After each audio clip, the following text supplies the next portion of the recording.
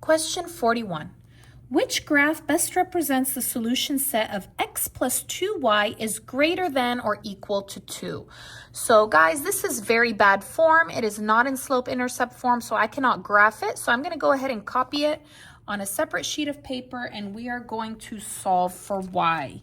All right, so let's begin. Now, let me just remind you, I do want it in slope-intercept form, which is y equals mx plus b. So I want the y alone. All right, I want y alone.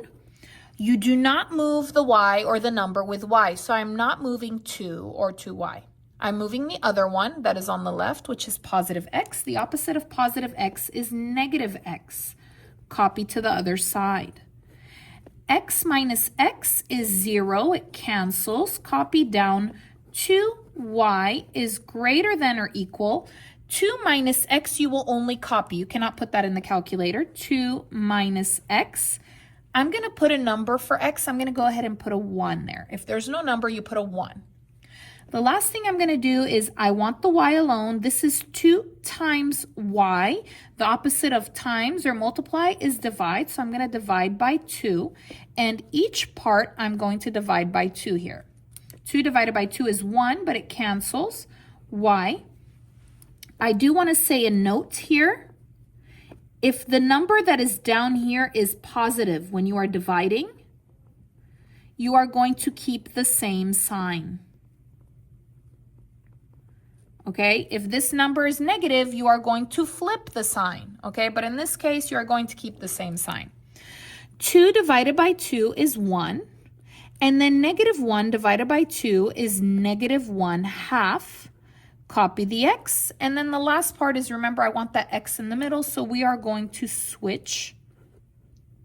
This will be y is greater than or equal to negative 1/2 x plus 1 because it's a positive 1. All right.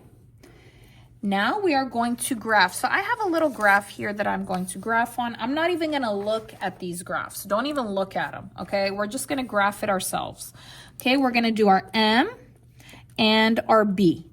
M is slope or rate of change. B is y-intercept. M is the number with x. So the number with x here is negative 1/2. B has no x, it's positive 1. First, you put the positive 1, the B. Okay, first is the B. Okay, so where's positive 1 on the y? This is y. Positive is up. This is going to be the point, my first point. This is my y-intercept. Now here we are going to do rise over run. So let me just remind you, rise is up, down, up if positive, down if negative, and then run is always to the right.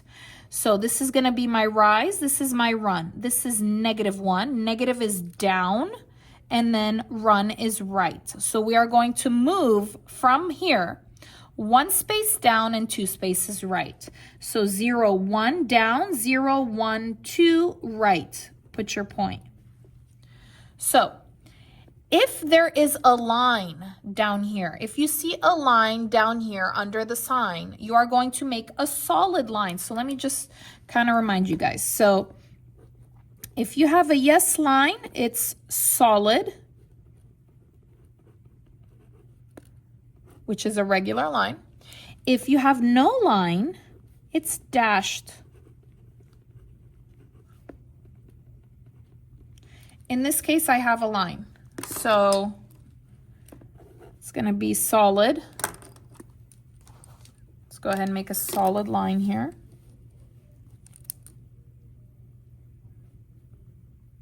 Be very careful, guys. Okay. And then I want you guys to know if you have a greater than or equal to, you're going to color up. Why? Because up is big. Okay, if you have a less than or equal to, you're going to color down. Why? Because less or is small, it's down. And so we have a greater than or equal to, so we are going to color up. Here is up. I'm going to color up.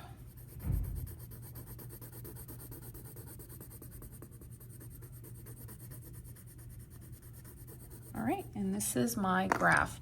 Let's go ahead and compare and see which one gives me the same. Looks like my answer is A because it's solid and it's colored up. Simple.